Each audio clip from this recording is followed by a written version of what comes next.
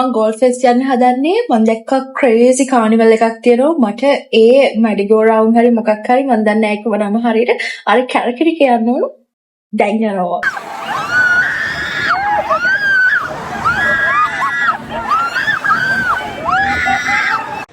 Christmas and New year හින්දා අනිත් අවුරුදු වල වගේම ගෝල්ෆ් ෆෙස්ට් එකේ මේ කානිවල් එක මේ පාරත් වොන්න තියෙනවා.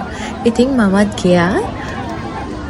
ඇත්තටම ඒක මාර ෆන්. ඉස්සෙල්ලා මං ගියේ මේ මැෂින් එකේ.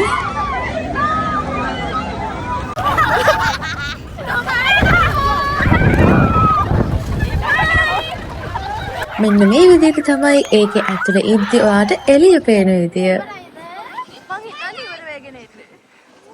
මේ මැෂින් එකේ විනාඩි 3ක් වගේ තමයි යන්නේ. රුපියල් 500ක් වුණා. ඊට පස්සේ මට පොඩ්ඩක් කැරකැවිල්ල වගේ හින්දා මම අයිස්ක්‍රීම් එකක් කෑවා. මං හරිම ආසයි මේ ඉමොරිච් එකේ ෆ්‍රෙන්ච් වැනිලා අයිස්ක්‍රීම් එකට. Oh my god, this is the craziest one.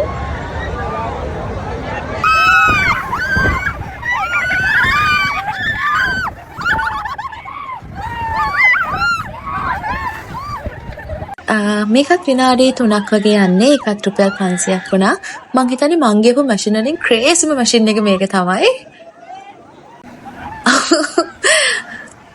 ඊට පස්සේ හරි කාම් කියලා හිතෙන නිසා මම තීරණය කරා මේ මැෂින් එකෙත් යන්න. කියන්න ඕනේ මේ හැම මැෂින් එකකටම දිග පෝලිම් තිබ්බ මං ගියපු වෙලාවේ. ඒ වෙලාවේ මං හිතන්නේ රෑ 11ත් පහු වෙලා.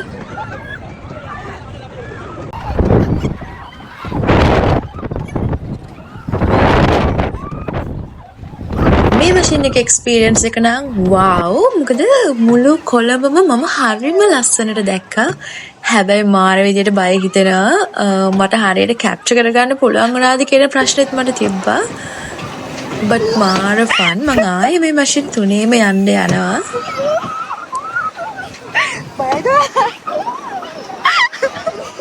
ඊට පස්සේ හොඳ බඩගින්නක් ඇල්ලුවා. මම ගිහිල්ලා මෙන්න මේ drum stiff fish and chicken එක ගත්තා. ඒ විතර නෙමෙයි මාර නොස්ටැල්ජියාවක් තියෙනවා. කොත්තුමී මේ වගේ ෆෙස්ටිවල් වල ඉඳන් කන එක පොඩි කාලේ ඉඳන් කාලා පුරද්දට මම කොත්තුමී එකත් ගත්තා. ඊට පස්සේ ඈත ඉඳන් ආයෙම මේ මැෂින් ටික දිහා බලාගෙන ඉඳලා හිමින් ගෙදර එන්න පිටත් වුණා. ඇත්තටම මම මෙහෙම කෙලින් ගියාට මෙන්න මේ විදිහට තමයි මට ගොඩාක් වෙලාවට එළිය පෙනුනේ. මාර කැරකෙවිල්ලයි.